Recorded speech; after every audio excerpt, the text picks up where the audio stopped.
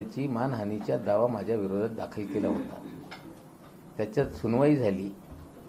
सुनवाई दरम्यान जज साहेबांनी ऑब्झर्वेशन केला होता की एक आमदार असताना, एक पक्षाचा प्रवक्ता असताना सखोल आणखीन याच्यात कुठेतरी बघितलं पाहिजे होता। हे ऑब्झर्वेशन आल्यानंतर आम्ही सगळं महानगरपालिकेचे जे दस्तावेज आहे ते तपास केला। पत्रद्वारा ते सगळे माहिती काढली, सर्टिफाईड कॉपी घेतली। त्याचबरोबर शाळेचा यांचा दाखला, ॲडमिशन फॉर्म, लिव्हिंग सर्टिफिकेट, सगळे जे काही दस्तावेज आहेत ते आम्ही उपलब्ध करून घेतलेले आहे। आणि ते परवा जज साहेबांच्या समोर आम्ही ठेवल्यानंतर पुन्हा उद्या कालच सकाळी आम्ही ते जज साहेबांकडे एफिडेव्हिटद्वारे सादर केला होता। जज साहेबांनी सांगितलं की आपण हे जे पेटिशनर आहे त्यांना सर्व करा आणि आज दुपारी 2:15 हे चेंबरमध्ये सुनावणीची तारीख देण्यात आली। निश्चित रूपाने जे पुरावे आमच्याकडे आहे आम्ही कोर्टासमोर सादर करतो। जे इंटरिम रिलीफ त्यांनी मागितलेलं आहे की नवाब मलिकच्या बोलण्यावर कुठेतरी बंधनं घाला, ट्विट करण्यावर बंधनं घाला, त्याच्यावर सुनवाई आज पुन्हा होणार आहे। मग त्याच्यावर आदेश येईल। जे मेन पिटिशन आहे त्याच्यावर नंतर सुनावणी होणार आहे। जे सगळे आमच्याकडे दस्तावेज होते ते आम्ही मान्य न्यायालयासमोर सादर केलेले आहे। सर, कल जो है समीर वानखेड़े की बहन ने और उनकी जो पत्नी है उन्होंने ट्वीट किया था बर्थ सर्टिफिकेट समीर वानखेड़े का। समीर वानखेड़े जाली नोट के भी खिलाड़ी हैं और जाली कागजात कैसे बनाए जाते हैं, करारे कागज सामने रख रहे हैं। लेकिन जिस दिन पैदा होकर सर्टिफिकेट निकाला था वो सामने रखना चाहिए था। फर्जीवाड़ा है, छुपाने की कोशिश की जा रही। हमने सारी चीज़ें न्यायालय में रखी है। ये जाली करारा सर्टिफिकेट नहीं, जब पैदा हुए थे जो सर्टिफिकेट मिला था वो दिखाएं, ये हम मांग करते हैं।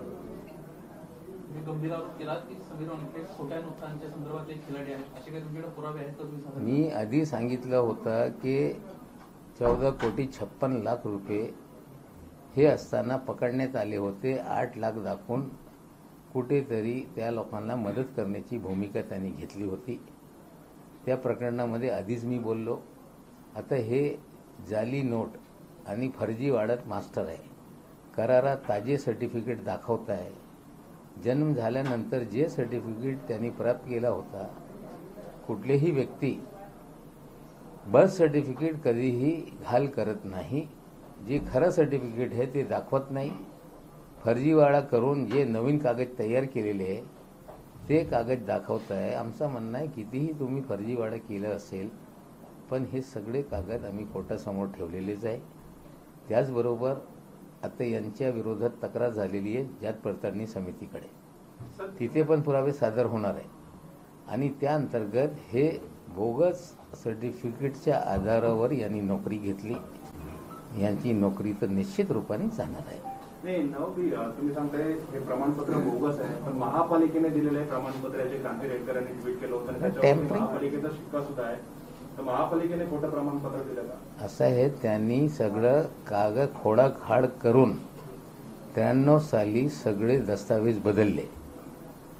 तिकडच्या रजिस्टर पण घाल केला, पण यांना कळलं नाही की हे जे सगळे दस्तावेज आहे ते स्कॅन करून महापालिकेचे रेकॉर्डमध्ये आहे।